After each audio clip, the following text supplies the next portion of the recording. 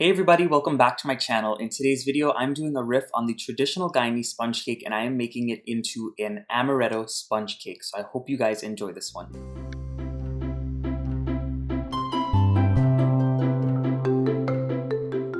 In today's video, I'm going to be using the amazing weight that I got from the people over at Arbo Leaf. I want to thank them for sending me this little digital weight. It's going to help me weigh out all of my ingredients to put together my sponge cake today.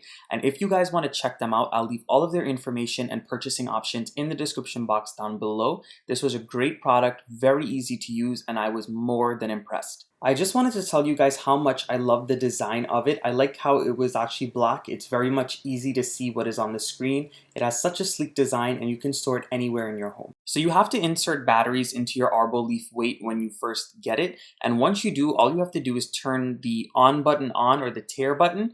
And basically you're going to see that it turns on. You see numbers on the screen, and then you can keep on switching between units. I'm going to leave it on the pound and ounces unit just because that's what I know I need today. I'm going to measure my cake in pounds, but if you needed another type of unit, you can do that with this measurement. And if you guys were to mess up your weight, or you needed to reweigh something or just start all over, all you would do is press that on/tear button and it would reset the entire weight, so this way you can start over from scratch. So I have my weight set to pounds and ounces, and as you guys can see, before I start to measure stuff in my bowl, it weighs the weight of the bowl. So in order to take off the weight from the bowl, you have to press that on/tear button again just to reset it, and then you'll be left with 0 pounds and 0 ounces. So at this point, we're going to start to measure all of our items that are going to go in here, so this way we can get the correct measurements. Now, if you guys are wondering what the exact measurements are, go ahead and look in the description box below and you're going to see every ingredient listed there, every measurement listed there, so this way you can put this dish together.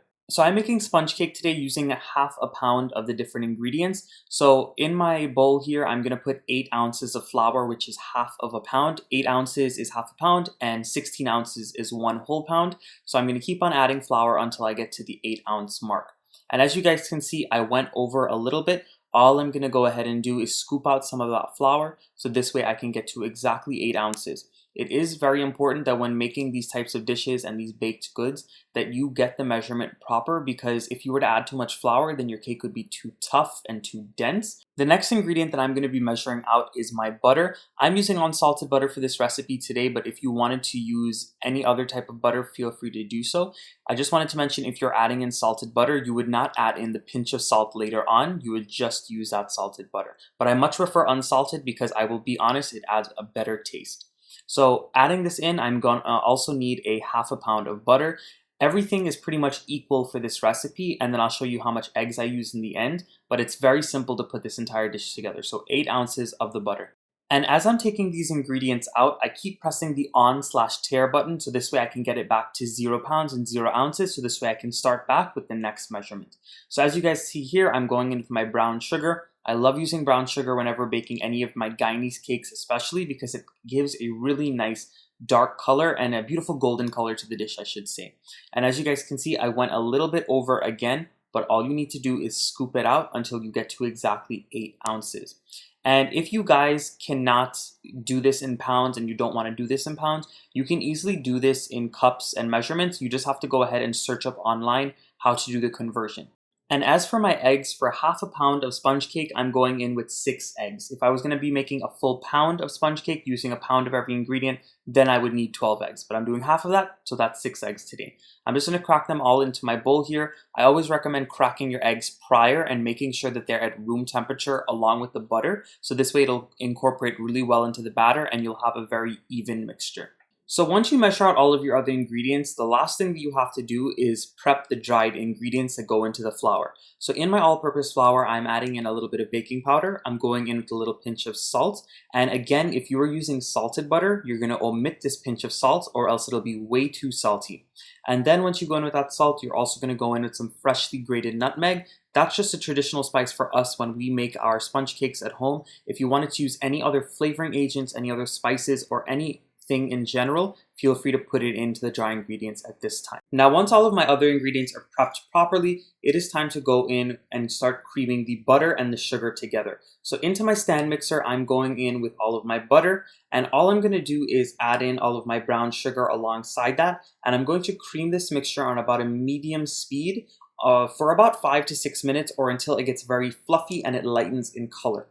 After about 5 to 6 minutes, you're going to see that this mixture lightens a lot in color and it is very, very fluffy. All you want to do is go in and make sure that you scrape off the edges and just make sure everything is well combined properly. And then once you do that, you can start to go in with your eggs. Now, the biggest tip that I can give you when you are making cakes is to only put in one egg at a time.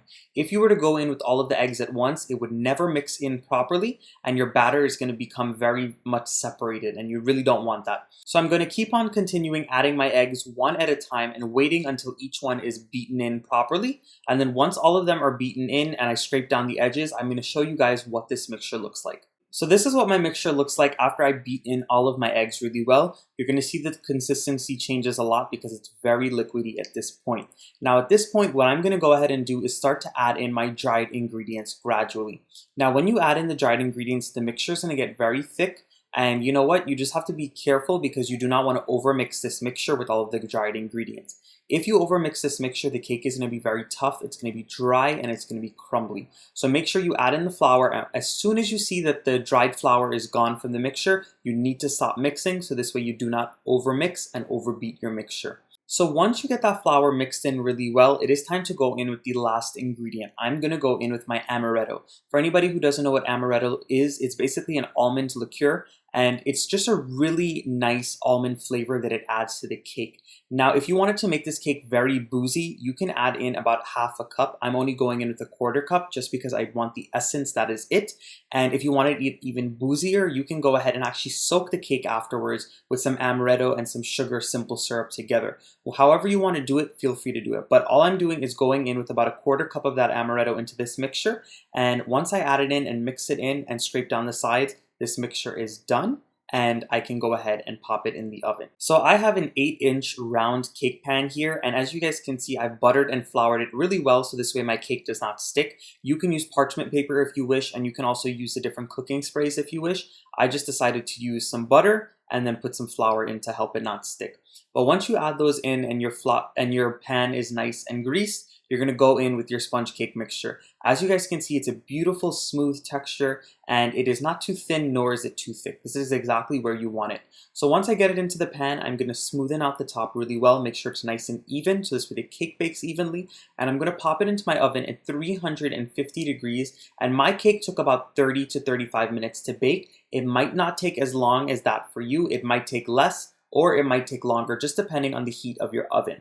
And I also wanted to let you guys know, if your oven gets exceptionally hot and it tends to burn things very, very quick, you might want to even put the cake at 325 degrees and keep on checking it after that 20-minute mark just to see if the cake is done or close to being done. I would say that after the 20-minute mark, even though I had it at 350 degrees, I went in every 5 to 10 minutes after that 20-minute mark just to go ahead and check on the cake and make sure it wasn't drying out. Alright everyone, so as I said before, my cake took 35 minutes to bake at 350 degrees. Again, you might have to bake it longer, you might have to bake it less. All you have to do is check it with a toothpick and make sure it comes out clean. But basically, once it comes out of the oven, you let it cool for a little bit. You can take it out of the pan once it cools really well, and then you can overturn it onto a board or onto a cooling rack so it could cool completely, and then you can slice into it and serve it. As you guys can see, the outside of the cake has such a beautiful golden brown color. The inside is nice and spongy, again, like a sponge cake should be, and it had such a beautiful texture on the inside. And with that Amaretto inside, it tasted absolutely beautiful. I love the almond taste running throughout. And of course, you can mix it up. You can add in other ingredients, other flavorings just to suit your needs and your taste.